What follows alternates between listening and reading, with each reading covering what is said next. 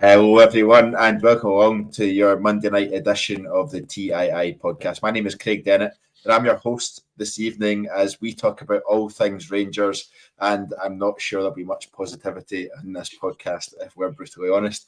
To join me to look back over the weekend's action, I've got Ross Chalmers. How you doing, Ross? Yeah, I'm all right, Craig. There's not much more to say than that at the moment. I'm actually kind of looking forward to getting talking about this because I've not really said much on it in the last 24 hours. I've just kind of let it stew. So, yeah, I'm looking forward to getting stuck into what is wrong with the Rangers right now. Yeah, I had the fortune or the misfortune of being on the gantry pod immediately after the game. So people have heard my immediate reaction, but I've had some time to stew on it, and my mood has potentially got worse, which is for everyone to jump on. I'm also joined by Kyran. How are you doing, Kyran? Oh, good. Much the same as Ross. Looking forward to talking about it. I think this one should be called the Monday night This Is Therapy. Thank God, we need to get a lot off our chest. But as ever, we'll be balanced and we'll try our best to see what little positives remain at the moment.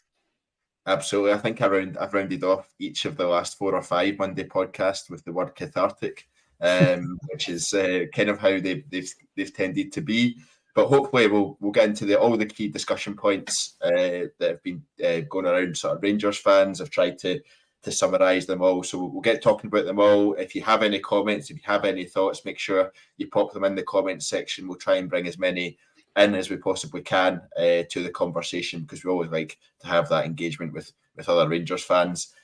Ross, going to come to you first of all. Obviously, Rangers beat Motherwell 1-0 on Sunday at Ibrox. I think that's the headline, but it's only a very small part of the story. We're over 24 hours on now from that game. What are your reflections now you've had some time to think about it? That's a tough question, actually, really, to be honest. I'm just not sure where we're going at the moment under Michael Beale. And I think I was on this podcast after the Old Firm defeat, and I think there was a lot of doubts that night for myself. And I wanted to take the Betis result on Thursday for me anyway, it was a bit of a momentum builder. I felt like Rangers showed a lot of good characteristics in that second half especially, and I really wanted the team to build on it at Motherwell. Now, I understand that there's maybe a few injuries hanging around the squad now.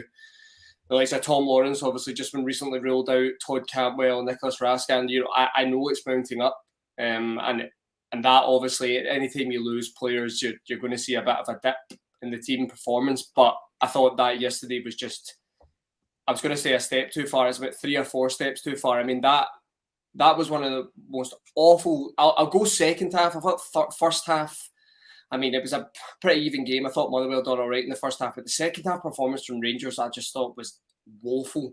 Motherwell decided after we went to a 3 that we've got a great chance here. We can squeeze this game and we can really put Rangers under pressure. And we just didn't respond to it at all.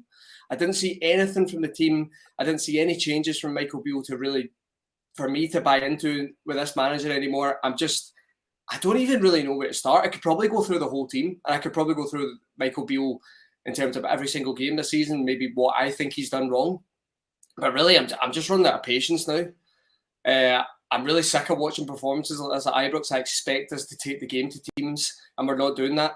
We're consistently setting off teams, giving them a lot of momentum in the game, and then we just don't take the initiative when we have it. There were certain points yesterday where Rangers could maybe break and hit Motherwell. If that's the game plan, sit deep, let them squeeze the game, we'll hit them. There was nothing. There was no enthusiasm from the players, no intensity.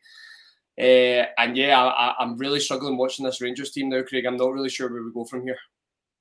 Yeah, Kieran, I think it's fair to say you can sense Ross's frustration at what he saw yesterday. The Betis result, the Betis second half, I guess, gave us all a bit of hope that we're maybe starting to head in the right direction, or we're starting to see something. I think it's really interesting, actually, that pretty much all Rangers fans are united potentially for the first time ever, and the fact that we just want to see something clear and obvious in terms of a direction from Michael Beale's team. That yesterday was probably further away, or as far away from that as you could possibly get. Michael Beale, his post-match press conference and we'll come on to talk about some of his comments, stuff like that. He was just absolutely scunnered by it all, and that's that's as worrying as anything in terms of he's a bit exasperated by it.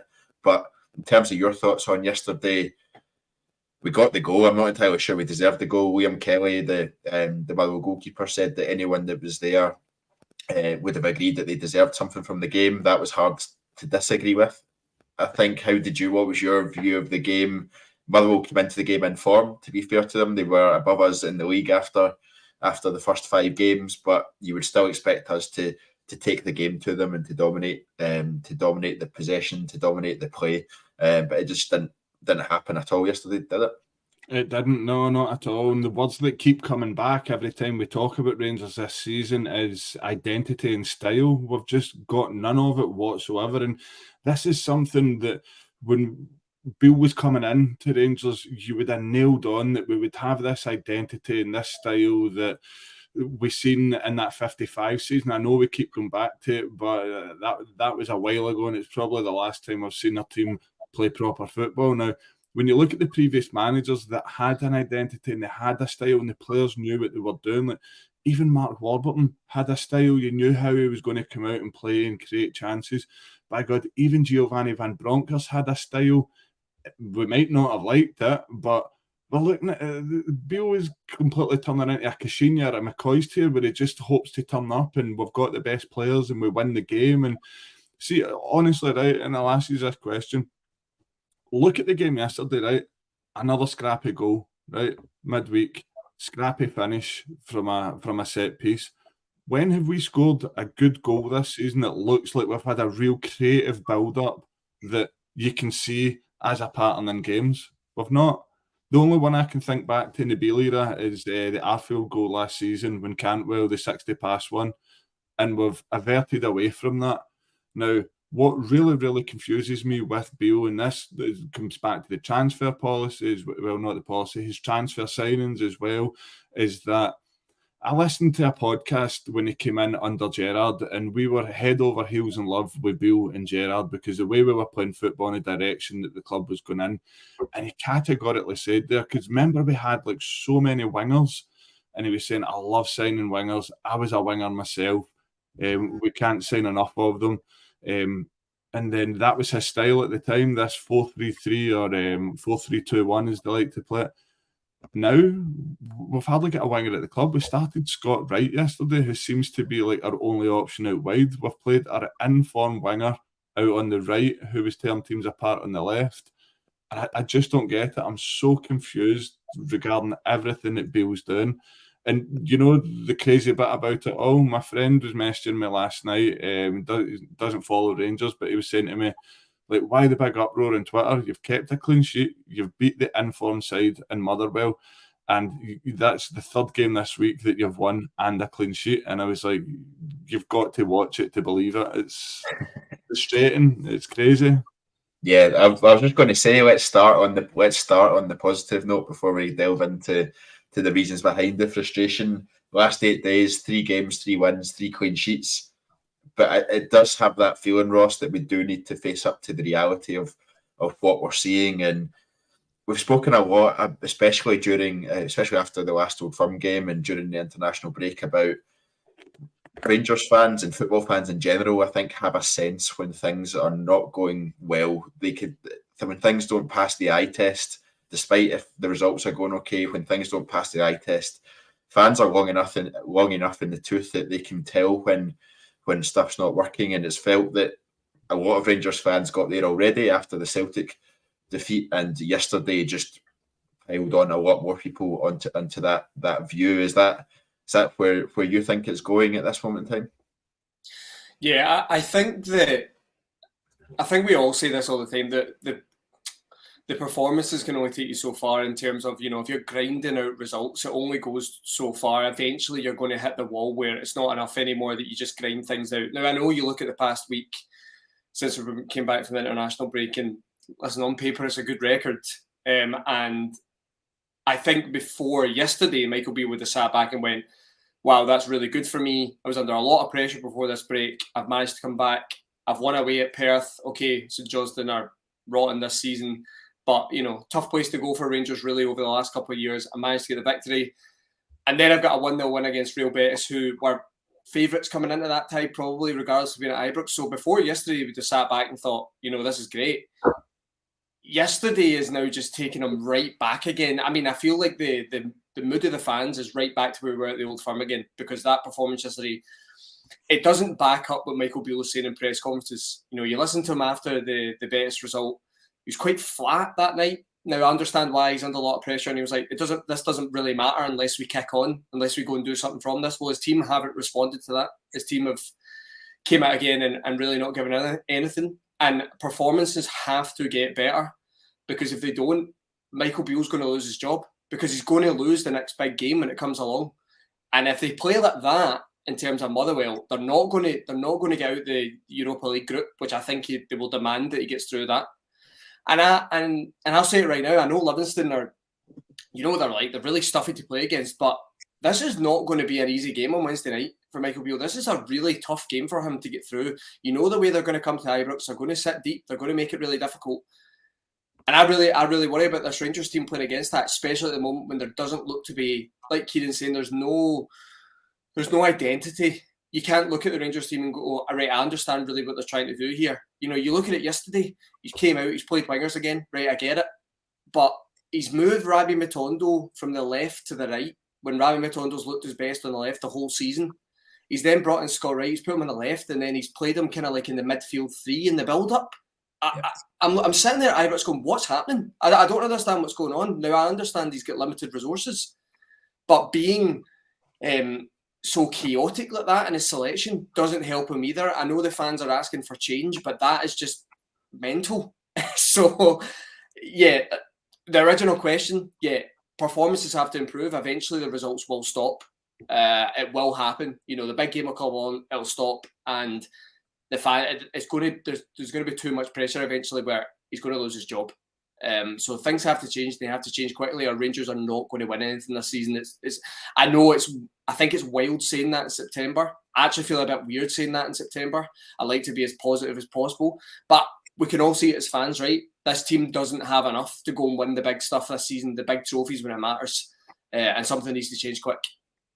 Yeah, you touched on the Scott Wright situation. That was absolutely baffling in terms of why move Matondo out of a position he's been thriving in, I guess you could say, this season, or he's at least been doing much better than he did before in. Scott Wright can play on the right wing, so why not just put him out there? Scott Wright's pace should be an asset to us. Yesterday, his pace and positioning was anything but an asset to us, and that's a real concern. And a lot of people have now got Borna Barisic. Yesterday, Borna Barisic was picking up the ball, and Scott Wright was standing in the middle of midfield, surrounded by three Motherwell players, not offering any option whatsoever to Borna Barisic to play to him. So more often than not, Borna Barisic had to turn back, and we know that gets people's back up in the stands already. It was absolutely baffling. So going to bring in some comments. RFC 72 says our three wingers, Matondo, Wright, who we tried our best to get rid of, and Sima on loan. RFC 56 says the winger situation is a joke. Plenty of comments coming in. People's thoughts. Scott Hammond, within the first 15 minutes, you could see it was going to be unwatchable. Watching Rangers is I assume it's a chore rather than a choir. Can't even see how to fix this in the short term. RFC 72, the last 20 minutes we were basically a back eight and still couldn't defend and had to depend on Butland to pull us out a hole. Joe 90, every European team presses almost 4-on-4, and our backline,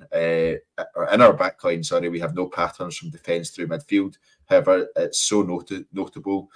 We don't do it to these insignificant teams at all. There's a lot of frustration out there, Kyran. One of the points of frustration that I definitely felt was the fact that Michael Beale changed the front three again, or he's changed three of the front four. Effectively, Matondo stayed in from the Betis game, but three of the front four were changed. After the game, he said that Sima and Roof both had some little knocks from Thursday night, but following the Old Firm game, one of the main calls was for consistency in lineup, consistency to allow the players to get to know each other, to create those relationships, to get that understanding, and to really push us forward. Yet again, there's been significant changes in our forward area where we have been significantly struggling. Why is he doing that? It's really. I personally find it really frustrating. Yeah, and it's not just the old firm game. Like I think I mentioned it last time I was on the pod with Kyle, that we go back as far as, off the top of my head, the Hoffenheim game away. Remember he set up as a 4-4-2 with Cantwell on the left and Seema on the right? That was our last game before we kicked off for the league season. And you're thinking to yourself, right, this is a good time to play your strongest 11 and play it in a formation that you're going to play so that the guys are familiar with it, especially the new guys coming in. And there's been nothing like that since. It's just been all... It's almost like throw as much shit as you can and see what sticks. And that's basically where we are at the moment. But this comes down to Beale. I know we've spoke about personnel and Scott Wright not playing great, and I know people look to Lammers and Dessers from yesterday, but this is on Beale. You look at the 3 poor results this season. Kilmarnock away, starts Cantwell on the bench, our most influential player on the bench. And then you look at the Celtic game, starts Cantwell right mid. You could tell for the start he had got it completely wrong. And then at the weekend, we've got Scott Wright on the left, a guy that he wished us goodbye about 6 weeks ago. And then you've got Lammers and Dessers that just don't seem to offer anything at all. Now, I know the injuries are piling up and that adds to the pressure with them, but I hate to say it, I really, really hate to say it, but we're a roof injury away for absolute disaster. He's the only one it looks like we can rely on at the moment, and God forbid, touch wood, it doesn't happen, but his injury record's not good, as we all well know, so I think we're very lucky that he's in a decent vein of form just now. And it touched on Roof being on the bench and Seema being on the bench, having had knocks yesterday, and having one eye on this midweek game against Livingston. I think Beale's taking it for granted that if he wins the League Cup, then he saves his job. Like, we watched Van Bronckhorst get the sack after winning a Scottish Cup and getting to a European Cup final. Like, his jacket is on the shoelace of nails. Yeah, it is, and I don't think that's bypassed him either. Going by how he was, his manner, his tone in terms of his post-match press conference as well. I think he knows he's under serious pressure, and it's starting to show. He's normally a very confident guy. He's normally a very strong in his defence of what he's trying to do and what he expects the players to do, and his belief that the players can get there. But yesterday was completely different from Michael Beale after the game. Kyran, you mentioned Cyril Dessers there. I'm going to stick with you. He said he's not offering very much. He does have the highest number of goals and assists in the Rangers squad so far this season. I don't know how much that says, but and he got the only goal yesterday as well. People were having a bit of a go at him for celebrating the way he did when it just kind of hit off him. If I scored a goal for Rangers, I would celebrate like that, absolutely. So I'm not going to have a go at the guy for doing that. He is delivering numbers without showing up too well in games. I don't think. Do you think that's fair to say? Fan opinion on him seems to be fairly set already, and do you think he can change that? No, if you'd asked me at the start of the season, I would have said, look, be patient with the guy. He does have a track record where he shows he can score goals in previous seasons, not last year. But again, we go back to the transfers. Dessers wasn't scoring last year. Lammers wasn't scoring last year, but we all thought, right, come in, he'll do all right under Beale. We'll rein him in a wee bit and get him firing again, get confidence. And it's not. We've went backwards. Like, honestly, who would you have, Dessers or Čolak? Yeah, well, I'd have Čolak. I had this conversation with Kyle yesterday in terms of have we actually replaced anyone with a better player than was there last year? And apart from Jack Butland, I'm not sure you could actually say that. No, and if you look back at the Čolak stuff as well, and you think it didn't fit Beale's system. Like, the guy's not got a system. There's no system. But as even Sakala was scatterdash at times. He put up numbers, but it wasn't good enough to start for us, and that's what we tried to move on from. And we've left ourselves in a lurch now that we're struggling for wingers, we're struggling for any sort of attacking sense. We spoke about Dessers. I'm actually quite patient with Seema. I think Seema will come good. I think he does actually offer a bit of raw pace and something a wee bit more than Lammers and Dessers. I think they've just been two failed signings.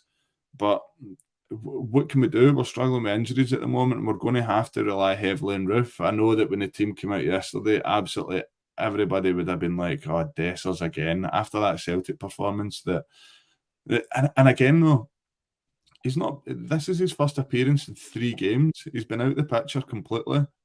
So we are down to the bear in that sense that Beale obviously doesn't fancy him in current form. But the knee slide was embarrassing. I know people are going to be watching this, having played with me, saying the pot calling kettle black, but nah. It's deflected off his shins and went in, and he's right into the Union Bears. Kyran, I've just got visions of you trying to knee slide, but your knee just hits the turf and you go tumbling over. Just Van Nistelrooy style. Aye, absolutely. Ross, Cyril Dessers, he obviously got the goal yesterday. I mentioned his stats. What's your view on him? Do you think he can change fan opinion on him? People seem pretty set on him already. Michael Beale also spoke in his post-match press conference around the service that these guys are getting, whether it's Dessers, whether it's Lammers, whether it's Sima. The service they're getting is nowhere near what it needs to be. We all know that. Again, it doesn't pass the eye test in terms of we're taking lots of shots, but we're not creating good chances. We're taking shots from here, there, and everywhere, but we're not creating real goal-scoring, clear opportunities. How much of it is Cyril Dessers isn't showing up the best, and how much of it is actually the chances he's getting from the team are just really poor?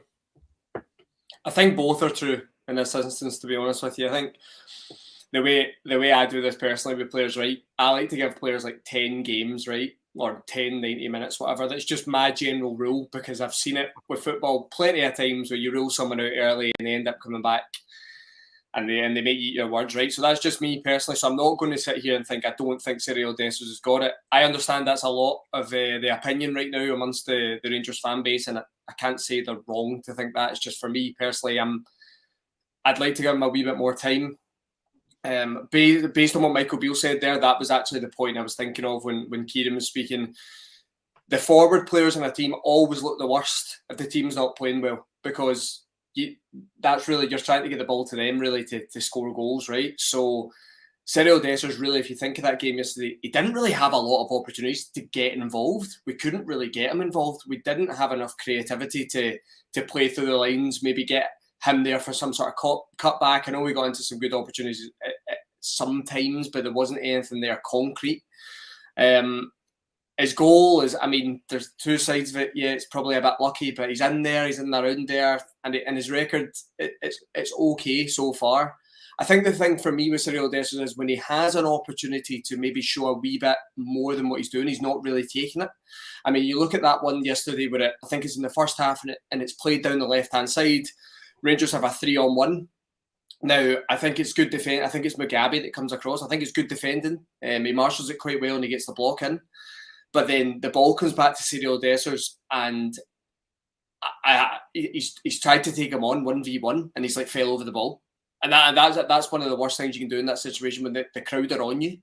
I would have rather personally just drives into the centre and he tries to find a man, and Rangers recycle and they go wide, whatever, get it back in the box. I thought that wasn't great.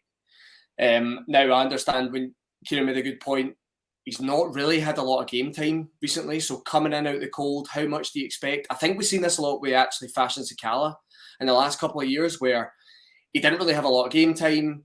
You'd bring him in, you didn't really see a lot, but once he had a run, you see a lot more from him when he was contributing numbers. I'd like to think that's what we'll get from Cyril Dessers if he plays more. But the problem is he's not shown enough when he plays to play more. You know, it's a vicious circle, really, at the moment. So I can see both sides of this one.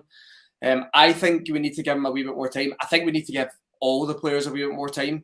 I understand when you look at them, Sam Lammers is another one, right? People looking at him yesterday and thinking, what really have we got here? You know, he's not really shown enough. I actually thought he looked pretty good before Rabbi Matondo went off.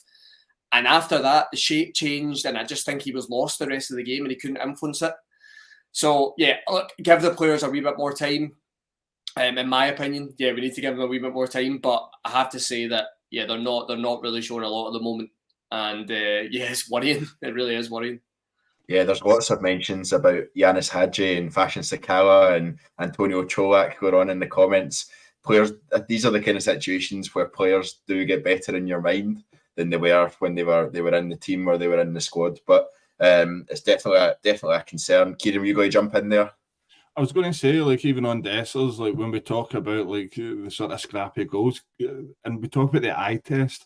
The eye test to me, I can't see this guy with a clean finish at all. Like one-on-ones, anything like that. It just doesn't look a natural finisher to me. And we should have signed a goal scorer. Every team needs a goal scorer. And I know folk were saying, we should have signed Shankland and stuff like that. Maybe it would have been a better option, but he's not scoring any more than 15 goals this season at very most. He's not a natural finisher. I'm not seeing it at all. I do like that he's in and about it in that sort of 9 position to score the chances, but I just can't see him being a sort of clean, natural finisher that we've seen from strikers in the past. Yeah, I think that's fair. We were crying out for a goal scorer. We were crying out for a Chris Boyd-esque kind of player who just stands in the 6-yard box and tucks away the easier finishes, or the ones that should be easier, and just gets you through the games that we should be winning comfortably. And I don't feel like we've got that at this moment in time. We seem even further away from that than we were last season somehow, and that's a bit of a strange position to be in. Ross, the fans booed at the end of the game yesterday despite the win. Not sure if you were one of the ones booing, or you can let us know on that front. You do seem a bit too level-headed. He was on the subway by then. No chance. That's not me. No. Well, what was your opinion of that reaction? Well, I didn't boo. I don't really, especially after a win. But look, the fans are entitled to their opinion, and I think at this stage, I actually really understand it. You know, I have a season ticket with my dad. We're both sitting together, and I think any other time we would have probably felt that's a wee bit over the top. You've won the game 1-0, but especially the last 20 minutes of that game, you know, let's just say as it is, Rangers were hanging on at home to Motherwell. Now, I understand that a team can come and they can get some chances, and you know, these things happen. It's football. It gets nervy. If it's only 1-0, that seems to happen too often for Rangers, right? There's only 1-0 and teams always have an opportunity at that point. But that yesterday in the last 15, 20 minutes was just abysmal, right? So I could understand the reaction of the fans. I'm not one that boos, to be honest with you. That's just me. But I completely understand it. And it just shows you where the fans are at the moment. There's no belief in the manager at all. And the fans seems a bit harsh to say, but they're not waiting for a mistake, but they feel that there's some sort of mistake coming for this Rangers team. They're going to make an error. They're going to concede a goal. The nerves in the stadium are there. They were apparent for the last 20 minutes as well, but probably doesn't help the players. But the players have got to give the fans something to hang on to and support. So I'm not one that boos personally, but I can completely understand it. And I think it's going to continue.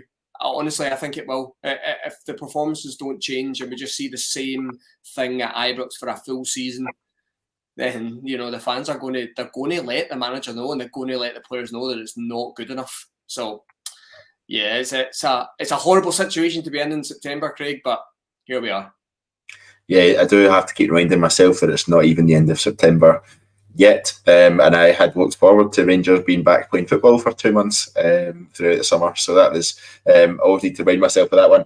Kyran, Ross mentioned, and we've touched on it a few times now, about the pressure that Michael Beale is under from the fans. A lot of fans feel that effectively the writing is on the wall for Michael Beale, and it's just it's a when, not if kind of question. How do you feel about that sort of position? Where do you stand on that sort of scale? I think I'm the same as everyone else. Like we would love nothing more than for him to succeed and produce a successful Rangers side. It's what we're crying out for. But do you know what? We've watched it too many times where Celtic have strolled to the title and we've not laid a glove on them. I think that's the most hurtful thing for Rangers fans, and we can see it happening again. We've went out and we've spent money. There's been so much promise this year. I mean, Beale. So we'll put Beale into two halves. When he came in last season and the start of this season, Beale with that squad last season is arguably far, far better than it is the squad this season with all the players that have left. So no wonder the fans are frustrated, because there was so much expectation, and it was very just. Like, we had bought into the dream that we loved Beale because he lapped up Rangers. We love it when someone comes here and really buys into what we're all about, and And he did. He's moved up here with the family, and he speaks about how much he loves living in Scotland. Like, we want nothing more than for him to succeed. But if it's not happening, the thing we want most is that we go and win the league. And at the moment, we're not going to lay a glove on, which is also a poor Celtic side. That is the most hurtful thing for me. No wonder fans are frustrated. Like Ross says, it's paying customers. The fans have got a right to be annoyed. Yeah, and I think exactly the fact that it is a poor Celtic side across the city and everyone can see that just adds to the frustration that's been felt by fans, and it doesn't help the situation at all for Michael Beale at all. Ross, Kyran touched on, I guess, the Michael Beale that we saw last season, from December onwards last season, and the way that he had us playing. While it wasn't perfect in any way, it was a damn sight better than what we're seeing currently. We were, you never had any doubt that we were going to beat any of the other teams in the league, bar Celtic. Pretty much any time we turned up, whether it was away at Pittodrie, whether it was home to Hearts, away to Hearts, away to Hibs, we were going to win, and we won those games comfortably and in good fashion. What has changed over the summer? Why were we playing that way beforehand, and now when Michael Beale's actually brought his own players in, we are now miles away from that? How has that happened? It's a great question. I wish I could answer it, to be honest. I think we're all in the same position, but we don't know. We don't really know what's happened, do we? We know that Michael Beale has had a summer to recruit his players, and he's been able to shape the squad in the way that he wants. You know, we've let go of some players that I think we spoke about it earlier. Antonio Cholak, I think most Rangers fans felt maybe he wasn't a first choice number 9 for Rangers, but he could certainly do a job for us. You know, he scored a lot of goals last season in 1 year here. We've let go of Fashion Sakala. Now, that one, I understand a bit more. You're being offered 3.5, 4 million. It's a good deal for the club, right? But he's let these players go. He's been willing to let them go, and he's brought in his own. And I think he's slightly tried to tweak things. He's went for this kind of narrow shape, and he wants to get his width from the fullbacks. The problem is the two fullbacks you're relying on now. It's not when Gerrard and Beale came in the first time, and they're 4 years, 5 years younger, whatever. They're older players now. They're physically not at the same level they were before. James Tavernier and Bora Basic cannot run that line. They can't provide the width that we want. So that worries me as a manager, that if you're looking at your squad and you're assessing them, and I understand they've been really important players for Rangers over the last 2, 3, 4 years, right? But if you're looking at, you've got to understand what you've got. Okay, they're an important player, but how do I get the best out of them? I don't think getting the best out of either player is asking them to do all the job in the wide areas. Now, is he starting to realise that now? And that's why he's starting to bring in wide players again. Okay, you can maybe go, right, fair enough. You're at least admitting that you've approached it wrong this summer. The problem you've got now is the depth in the wide areas is not good enough. We don't have the quality to play with like 2 wingers every week. You've got Abdallah Sima, who I agree with Kyran. I think that there's something there. Whether we're going to see that consistently enough, I'm not sure. Ryan Matondo, still inconsistent for me. I mean, I know he's shown flashes, but every time he starts a game, maybe other than the weekend where he came off injury, he done quite well, but I don't see enough from him. Now you've got Scott Wright, who, like we said, was on the way to Turkey. The only reason he's not went is because he probably didn't fancy the move, but the club wanted rid of him. Right? So we've now got a real problem, because if that's what he's going to go with and he's going to ask for width, who's going to do it? Who's going to do it? We're already in September. He doesn't have a transfer window till January. So for me, I just don't think he's assessed the squad properly, or that's what it looks like in the early stages. And I think what worries me the most is he's been in Scotland before. He surely has a good understanding of what works here and what doesn't. And it looks like he's just, I don't know if he's just, I was going to say an ego there. I don't think he has an ego, but is he just tried to be a wee bit too creative with this system? And he's tried to pack the midfield and go narrow and play lovely intricate football. Ultimately, it doesn't look like we have the players to do it.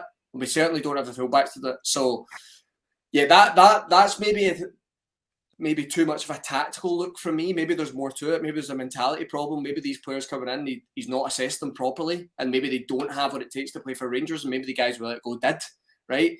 I don't know. There's maybe more to it, but for me, just what I'm watching every week, that to me just looks like he's assessed it wrong. And I just don't think tactically we've got the approach under Michael Beale to have success. You could probably go down any route you want to do that one, Craig. You could talk about the tactics, you could talk about mentality, whatever, right? Fundamentally, there's something wrong. And I think Michael Beale has got a lot to fix. Yeah, you're both doing really well. It's giving me segues into points that I was going to make, and you haven't even seen any of them yet. So you're both doing really well on that one. Kyran, Ross just said there about how Michael Beale has assessed the squad this summer and the changes that he's been made, and has he underestimated the challenge, or has he just completely made missteps all over the place? One of the interesting points, Craig Moore yesterday, I don't know if you saw it, if you listened to his interview at the halftime draw, he was out doing the jackpot draw at halftime, and he pointed to one of the keys during his time at the club to success was the core of Scottish players that were part of the team. Brendan Rodgers has said something very similar in recent weeks about what he wants to do, and how important that having a core of Scottish players in the squad is the key to success domestically in the Scottish game. Where do you stand on that point? Because it doesn't seem that we have that. We don't have that at this moment in time. Is that something you feel that we need or would benefit from? I don't think necessarily Scottish players. I think successful Rangers teams in my time have been built around a good British core, where it's players from England and Scotland, Wales, Northern Ireland, sometimes even Ireland. So for me, not just Scottish players. I can see his point there. Maybe he's trying to punt some of the players that he's an agent from, but I don't necessarily agree with that wholeheartedly. On the flip side, though, I thought Lennon Miller looked excellent yesterday for Motherwell. He wasn't as involved as much as what I thought he might have been, but there's one Rangers should be all over, not so much for the here and now, that maybe they should sign him and try and loan him back to Motherwell, because he's going to be a star and someone's going to come and take him before we do. I know that we've pinned all our hopes on Bailey Rice, but when I seen that Lennon Miller was sitting in front of his back four at the weekend, I'm like, we've been crying out for someone that can sit in there as a deep line playmaker, and sort of some of his diagonals were like pinpoint accurate. So players like that, yes. But I had to think about this earlier as well, that we talk about getting charged the Rangers tax on buying from other Scottish clubs, and maybe there isn't a massive pool of young Scottish players that are good enough to play for Rangers. But this is even more of a point that we need to get our act together in the academy and start producing good quality players and giving them their chance, because people talk about we missed out on Lewis Ferguson. We would have been completely priced out of the market by Aberdeen for Lewis Ferguson, but we should have a Lewis Ferguson in our academy that's ready-made to come through and produce. But we've not, so it's just adds to the woes of the club and where we are at the moment. And it's frustrating, but I don't think we should be based solely on Scottish players. It's always a British core that seemed to do well for us. Yeah, I probably disagree with you on the Lewis Ferguson point. I don't think we would have been priced out of the market. Yes, we would have had a Rangers tax, as you put it, and we'd probably had to pay an extra million or million and a half for him, but I don't think we're doing priced out of the market. Very much the same for Lauren Shankland, very much the same for a number of players in there. And Miller, like you said yesterday, from Motherwell is exactly the type of player we should be in there early for, and utilise the loan market to either return him to Motherwell or to get him elsewhere in the league that he can continue to progress. Even another one, Craig, Max Johnson, that went for a free this year. We went and signed Sterling, and I think it goes back to Ross's point on about the fullbacks going forward.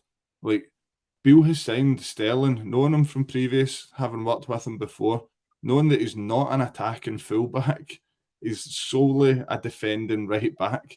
But we've went and signed him. Like, so to me, that clearly says that Beale doesn't know his system and didn't know his system when he was recruiting. Like, surely that is what you base absolutely all of your recruitment on, is that this guy fits my system, he'll do this job for me. And that's what makes it even more confusing. And I'm reading between the lines here, and that he doesn't know his system and he still doesn't know his system. And for me, Max Johnson, like, maybe I'm being a bit critical, so I'm not seeing a lot of Sterling, but he would have been custom made as in a right wing back or an attacking full back role for us. There's been plenty of players over the last few years, Craig, that we should have had a look at and invested in. You talk about fullbacks as well. Josh Doig from Hibs was one that I always felt that would have been great backup to Borna Barisic to come through. I think we had Kelvin Bassett at the time, so I understand it, why we didn't make that move. But there are really good domestic players that we should look at. Kevin Nisbet as well moved to Millwall for, I think, was it $1.5 million, I think.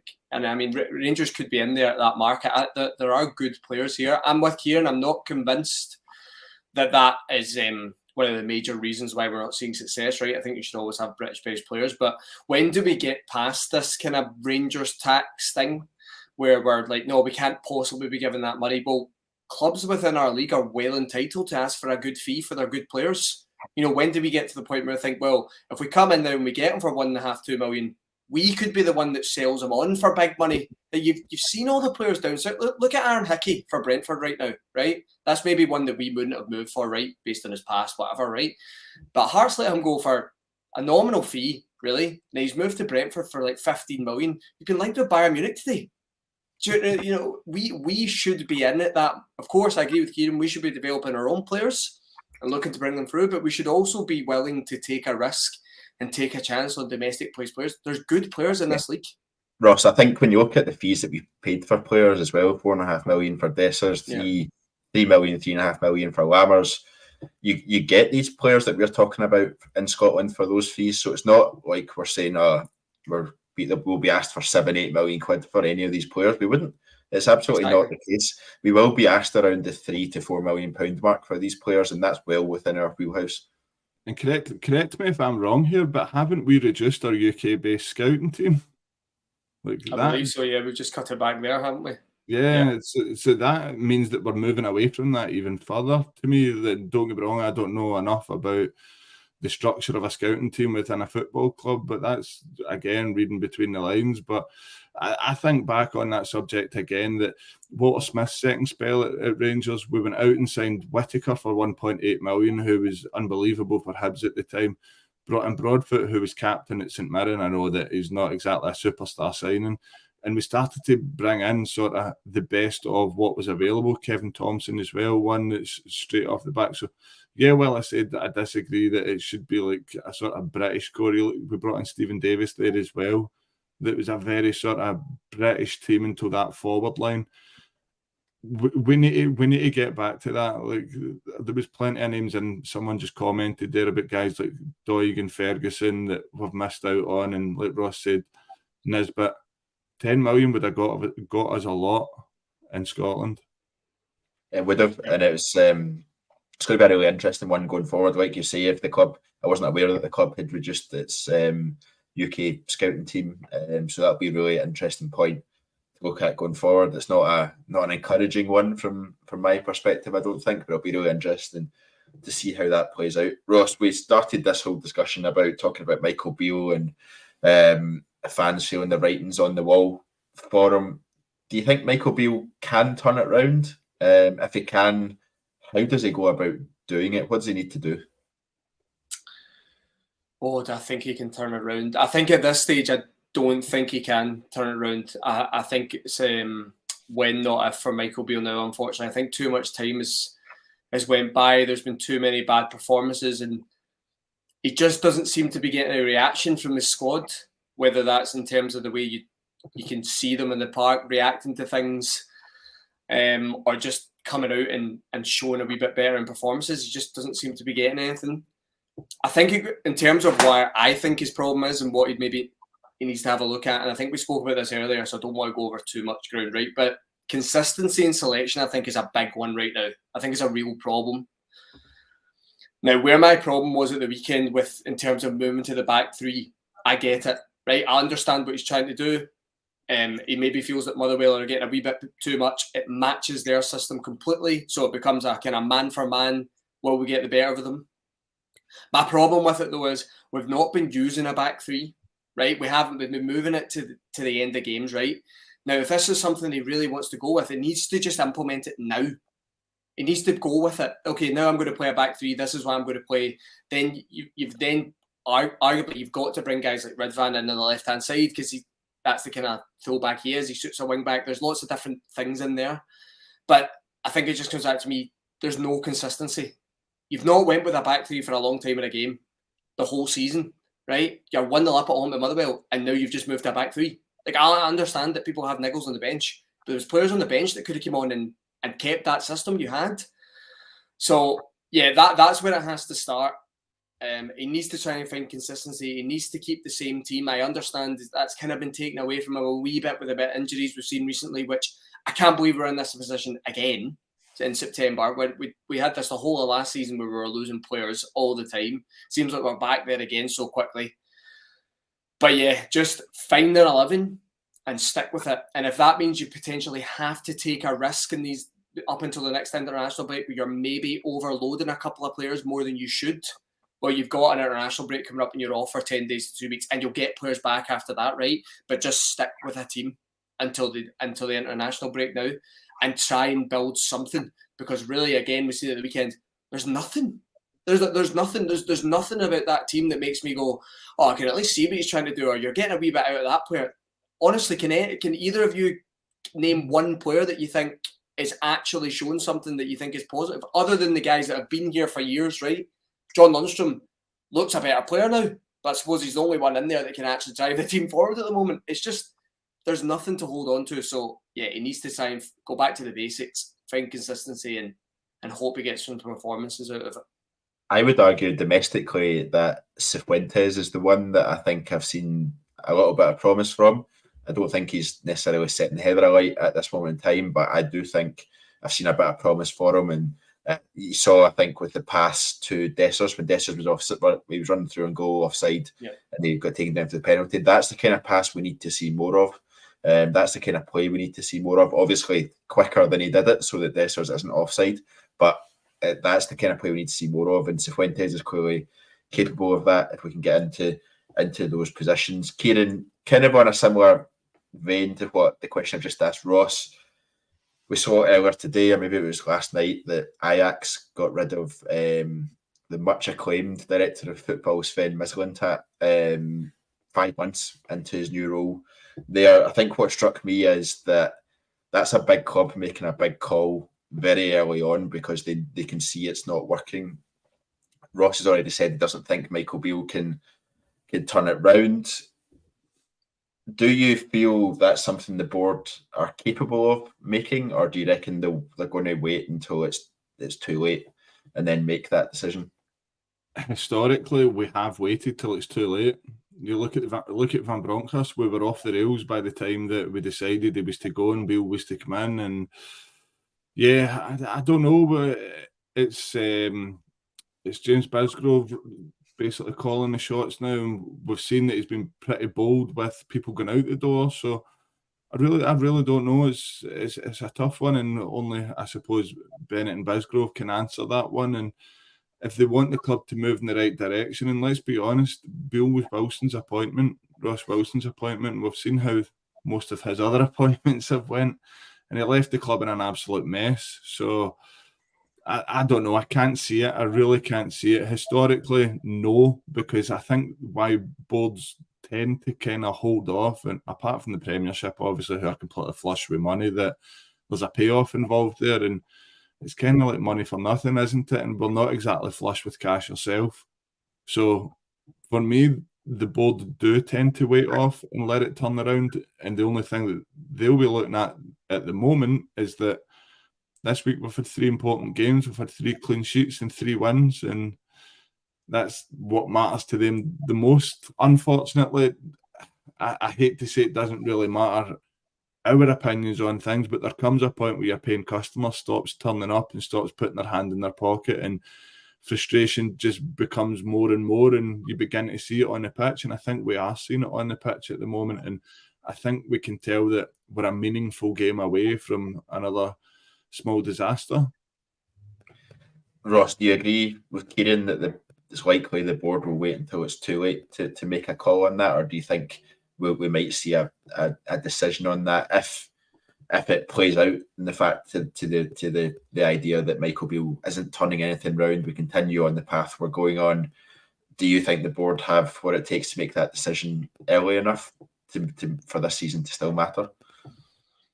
I'm not sure if they'll wait till it's too late, but they'll certainly wait until it's kind of obvious that the decision has to be made. I mean, you look at Wednesday night, right? If that result doesn't go Rangers' way, Michael Beale will not be the manager, right? But pretty simple. I think Michael Beale with his staff, and I think the board will be looking at it. I think most teams do this now, right? You look at it as blocks, right? They've got this block of games, and they'll just be focusing on that completely. Rangers have to get through this block. They need to win every single game, in my opinion.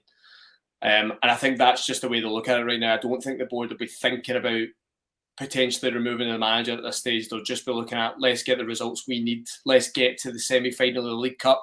Let's make sure we keep the gap as it is in the league. We've got to remember, right, and this is what gives me a wee bit of anxiety, Rangers have a really nice run of fixtures at the moment. We've actually had a really nice run of fixtures since the start of the season, right? And this is where we are. It's going to get tougher, and it's going to get tougher domestically. Now, if this is where we are right now, yeah, that gives me the fear moving forward. But I think as a board, they've backed Michael Beale in the summer, right? They've given him a lot to spend. Now, obviously, Michael Beale would argue about that in terms of how much figures are involved, blah, blah, blah, net spend, whatever, right? But they've got a good outlay this summer to back him. I don't think they're going to get rid of him so early, because that's an admission that they've got it wrong again. And they're getting it wrong often at the moment. Especially with managerial appointments. So they'll let it go as long as they can. I'd like to think it's not too late. Now, this seems a weird way of thinking of it. If he is going to get sacked, I'm hoping it comes in a game that, I don't know, we don't suffer in a way that makes it too late, for example. But yeah, they're going to hold on for as long as possible, I think, Craig. I can't see any other way of, they're not going to let him go after 3 wins. It's just, I know the performances aren't good, and as fans, we're allowed to complain about it and we're allowed to say it's not good enough. But the football is a results-based business at the end of the day, isn't it? The board are going to be looking at it and going, well, we're winning, we're getting clean sheets, and we think it will improve. We know it's going to improve with this manager, so they'll settle on it until they really can. Yeah, Jay Walker agrees with you. He says, we have a run of games coming up that could really get a run of wins going, and momentum and team spirit. More wins to come on top of the last 3. Paul McGarrigle saying, so what happens if Beale goes and they bring in another manager and results don't improve? What then? Can't keep changing things all the time. And then our very own Craig Hart, it's obvious for me now, Ross, I think we need leadership from our chairman because there's none from the manager. Interesting kind of range of views there.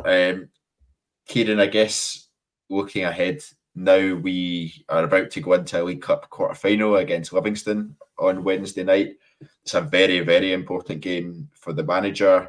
We're at home to Livingston in a game that, very much like Sunday, you would expect us to dominate the possession, dominate the game, almost win it comfortably. I hesitated saying that there because I'm not sure how much I believe that that's actually going to happen, but we should be expecting to win a game like that comfortably and to move towards the semi-final. Winning the League Cup is a major thing for Michael Beale, and I don't think Rangers fans will settle for anything less than winning that League Cup. I'm not even sure he'll get much praise if he wins the League Cup, if I'm brutally honest, because it is just expected. How important is that game on Wednesday, and how are you expecting anything different from the team in terms of performance that we saw yesterday against Motherwell? I'm not, no. I just don't think he's getting a tune out of the team at all. And I think it was yourself and Kyle touched on Stuart Kettlewell's press conference yesterday talking about the players buying into it. Like, I can't see the players buying into Beale at the moment. I am bricking it about Wednesday because I was going to ask you guys, can we see Beale being here at the end of the season? There's a chance he's not here at the end of the week. If this goes wrong, then he's gone. Like, that's crazy to think. It really is. And that's the short and long of it. It needs to be better. I don't think it can be much worse is the most positive thing I can say about it. Livingston, if you put yourself in their shoes, this is the biggest game of their season and possibly the biggest game of the last few years. This is a cup final for them, quarter final with a chance to go to Hampden. They're going to be up for it. Ross said earlier, they're a stuffy team. They can set up well, they can defend well, and it's up to us to turn up on the day. Now, we've really got to improve. Standards have got to be higher. We'll wait and see, is what I'm saying, but for Beale, this is massive for him and in terms of his job. And winning the League Cup's not even the bare minimal, it's part of the bare minimal. We want the league, that's bare minimal. So the League Cup, put it this way, if he holds on, if we get to the League Cup final and win it and he holds on to his job till then, maybe we see a momentum change then. Maybe a wee bit of sort of mental momentum with the squad saying, right, we've had a taste of this, let's go again. Because I can remember thinking back to the League Cup final we lost against them, which was a very cruel game for us. If we win that, we go on and we do the clean sweep that year. The mentality shifted for us, and that was a major blow. So let's hope we can get past this one and the mentality changes going forward. Yeah, I did say in the post-match podcast that although I have paid my £22 for my ticket, I'm still seriously considering sitting on my couch and watching the game rather than going to sit in a cold Ibrox and watch it in person. Ross, you're going to be covering the game for us on Wednesday night alongside Kyle from the gantry and all the coverage that comes along with that. Make sure you everyone checks out our Twitter channels and also the post-match reaction, which will be live here. How are you feeling heading into that game? I think Kyran summed it up pretty well in terms of it. It's going to be a stodgy game, for want of a better word. I don't think we're going to get much space. We saw how Livingston played when they came to Ibrox earlier in the season. I realise I'm giving this the massive build-up of positivity for you on Wednesday night. But how are you feeling about it as we head into it? Well, we all know this, Rangers fans. It's going to be an absolutely terrible game to watch, right? It always is against Livingston. They make it really difficult, and at the moment, Rangers don't really have much to put up with that. So I know it's going to be a terrible game. The League Cup is non-negotiable for Michael Beale. It's as simple as that. I think you said it there, Craig. He won't get any credit for winning this. Like he won't. Honestly, and maybe it's a bit harsh. Rangers haven't won that League Cup for a long time, and that would be great for him to get that under his belt. But the way things have gone recently, he's not going to get into that. That's just mandatory. You need to go and win that, and then we'll deal with everything after it. I'll ask you both this, right? Can you honestly? I know that you'd say it's a clear run to the final, right? Because Celtic aren't in it. Now, I don't mean to disrespect anyone else in the competition, but it's simple as that, right? Celtic and Rangers are the favourites for any trophies in Scotland, right? Can we honestly see this Rangers team winning the League Cup the way it's currently playing? I know you're against SPFL opposition, but can we honestly see Rangers winning the quarter-final, the semi-final, and the final of this competition? Because I can't right now. Not if we play the way we did on Sunday. I think you'd like to think we're going to see improvements. We spent nearly an hour talking about the fact that we want to see improvements. But if we keep playing like this and you come up against if Hearts find a bit of form, Hibs have got their new manager and seem to have played well at the weekend. You look at these kind of teams and you're like, if we come up against one of them and we have a bad day or even a mediocre day, then you're in real trouble at that point. My heart says that yes, we are going to win the League Cup and that's going to be that. My head kind of second guessing. I don't know where you are on that, Kyran. Nah, I'm just thinking back to the last time we basically thought we had a free run to the final when Celtic were out and St Johnson's keeper scored a header to knock us out. We're back to that again. Like, there's no free run, there's no easy games, and I said that about Livingston, but there's other teams that see that, right, Celtic's out, Rangers aren't playing well. We've got a real opportunity to go and win something here. Look at St Johnstone that year I was talking about. They went and doubled their trophy haul for their history that season, and they players will forever be hailed as heroes. Like, there's got to be, like you said, even a new Hibs manager coming in, you can't tell me he's not sitting there and the first thing he's thought to himself when he took that job is, I've got a real chance to go and win this League Cup here. That's my priority first and foremost, because there's no way that team gets relegated.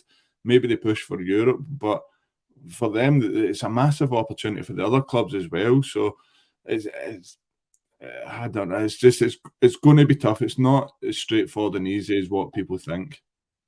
The reason why I have so much anxiety, Craig, is because look at that yesterday, right? Now, I understand not every team's going to come and play like Motherwell did yesterday. I thought they were quite brave and they really went for it. Now, I understand. I don't think Livingston are going to play that way on Wednesday night, right? They're going to sit deep. They're going to make it stuffy. But what I think is every team has a real belief that they can get something against us, that we'll make a mistake or we won't show up.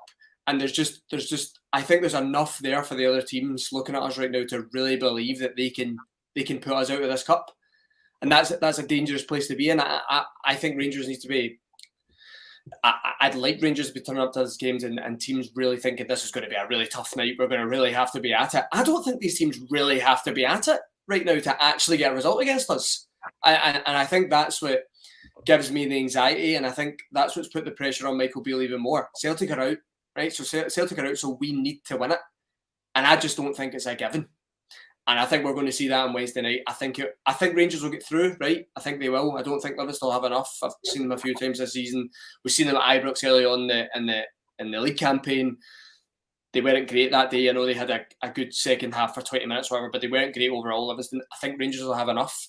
But am I convinced they've got enough to go and win the semi-final and the final? No, I'm not. Until I see significant changes in this Rangers team, I don't have any confidence in us going and winning these trophies. And like I'm saying there, I think I've seen some of the comments section saying, I think it may have been Ian saying, is that not enough to remove your manager? And I know I'm not the one that makes that decision, right? It's the board. But if you don't have confidence that he's going to go and win these competitions, should he be the manager? That's the question. And on that note of positivity, sorry, Kyran, I want you to come in. You're going to give us a positive to finish on.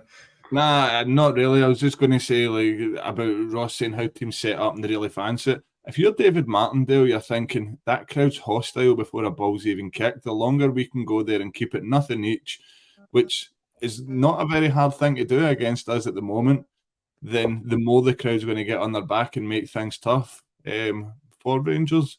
So you can guarantee they're going to turn up, make it stuffy, resort to all the dark arts, and that's just how it's going to be on Wednesday night. And if you're thinking we're going to see a vast improvement, then I'm sorry, but I struggle to see it. But I'll give you a positive, right? See, yesterday at halftime, I went to get a hot dog and they were sold out, and see the salt and chili chicken and chips with curry sauce, right? Honestly, get it in the tweets. People are going to see this. Tremendous, unbelievable. So I also had, while we're looking at positives from yesterday, the chicken curry wrap that I had yesterday at Ibrox was very good compared to the food I'm normally getting at Ibrox. So at least something's improving, mate. This is where Rangers have taken us right now. We're talking about the food. Wow. Well, we're talking about the food at Ibrox being good for the first time ever. So I was looking to you for a positive, Kyran, and you got us there in the end. Paul McGarrigle asking, is this MasterChef? We can turn it into MasterChef if you want. I'm not in my cooking leaves a lot to be desired, but we can turn it into MasterChef if you want. Thank you very much, everyone, for listening. Thank you very much to Ross and Kyran for joining us. Hope it's been a bit of a cathartic experience. I said at the start that Monday podcasts tend to be cathartic for all of us involved here, and hopefully it is for you guys too listening. In terms of what we've got coming up, as we mentioned, Ross and Kyle will be at the game on Wednesday. All the usual coverage across our social media channels, and also a live post-match reaction to probably about 10:30, Ross-ish. 10:30, I think. You guys. I suppose it depends how the result is, Craig, doesn't it? Right. I suppose. Yeah, all rests on that. About 10:30, the guys will be live on YouTube. Please, if you have enjoyed the content, drop a like on the video, drop us a comment, let us know your thoughts on anything that we have discussed. Subscribe to the channel and you'll get a little notification every single time we go live. Thank you very much, everyone, for listening. Thank you to the guys for their contributions, and until next time, goodbye.